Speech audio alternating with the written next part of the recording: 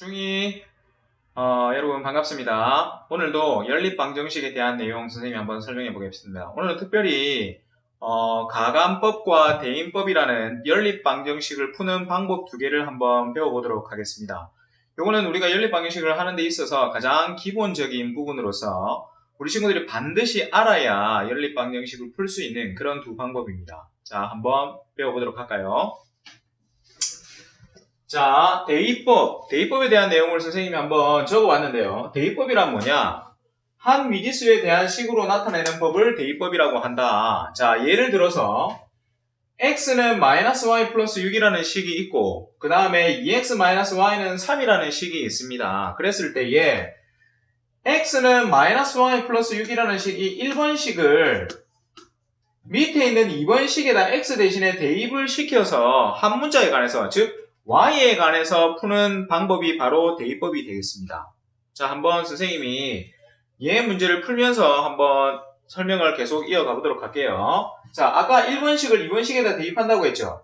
1번식의 x의 값이 -y 플러스 6이라고 했기 때문에 여기 이 식에다 대입시키면 2하고 -y 플러스 6 -y는 3이라는 식이 되겠죠. 2번식에다 대입시키면, 그죠? 자, 그러면 이걸 전개를 시키면 -2y 플러스 12 -y는 3 이렇게 되겠죠. 그 다음에 y는 y끼리 동료항끼리 계산하고 그 다음에 상수항은 이항시키고 하면은 y항은 -3y가 될 것이고 그 다음에 상수항은 이항시켜서 -12가 되니까 -9. 따라서 y는 3이라는 값이 나옵니다. y는 3이라는 값. 그럼 이 y는 3이라는 값을 1번식에다 대입을 시켜볼까요? 그러면은 -3 플러스 6이라고 했으니까 x의 값도 나오겠죠? 3이라고, 그죠? 이렇게 푸는 방법을 대입법이라고 합니다. 자, 그 다음에 우리가 가장 연립방정식을 푸는 데 있어서 가장 일반적으로 푸는 방법이 바로 요 가감법이라는 방법인데요. 가감법 할 때 이 가자는 더할 가자, 뺄 감자를 얘기합니다. 그러니까 더하거나 빼서 한 문자에 관해서 대입하는 방법이다라고 생각하면 돼요. 사전적 의미는 뭐냐면 한 미지수를 없애서 다른 미지수의 값을 구하는 방법이다. 이게 바로 가감법이다라고 했습니다. 자, 그러면은 선생님이 이 문제를 얘 문제를 한번 풀어볼 테니까 위에 있는 대입법 문제랑 얼마만큼 다른지 우리 친구들이 한번 판단해 보세요. 자, 봅시다. 지금 위에 있는 식 1번식이라고 밑에 있는 식 2번식이라고 한번 해봅시다. 그러면은 요 두 식을 어떻게 해주면 한 문자가 없애질까요?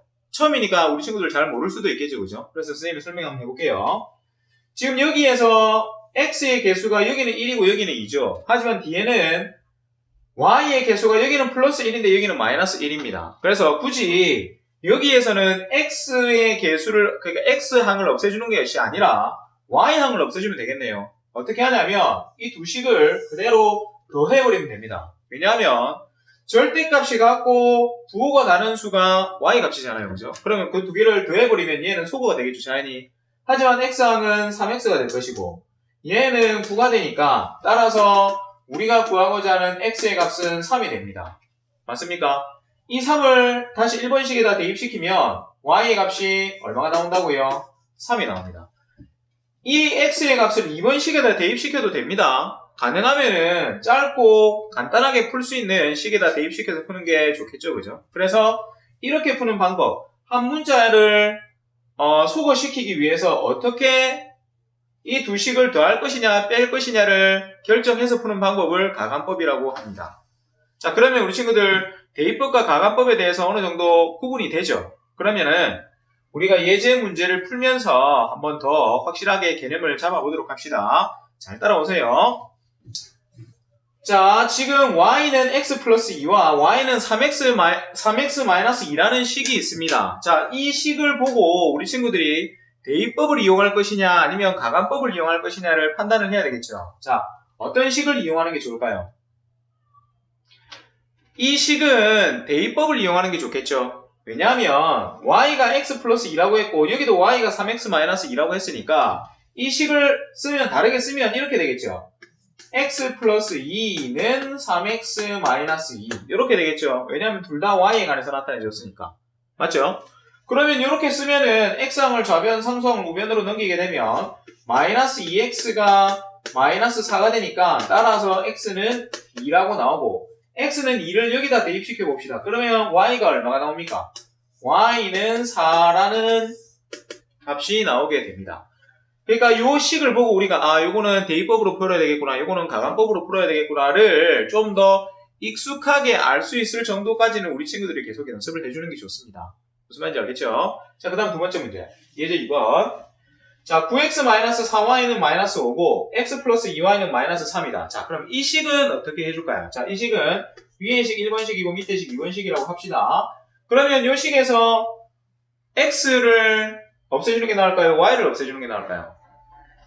선생님이 생각할 때는 밑에 식에다 전부 다 곱하기 2를 해서 y를 없애주는 게 나을 것 같아요. 맞죠? 그러면은 밑에 식에다가 다 2를 한번 곱해 보겠습니다. 그럼 어떻게 되느냐? 2x 플러스 4y는 마이너스 6 이렇게 되겠죠. 그러면 1번식에서 이 식을 빼주면 더해주면 되는 거죠. 왜냐하면은 절대값이 같고 부호가 다른 y가 있으니까 그대로 더해주면은 y가 자동적으로 소거 될 거 아니에요.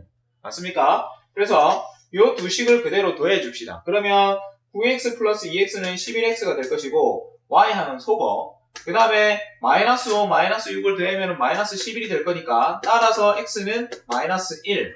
x는 마이너스 1을 2번식에다 대입시킬까요?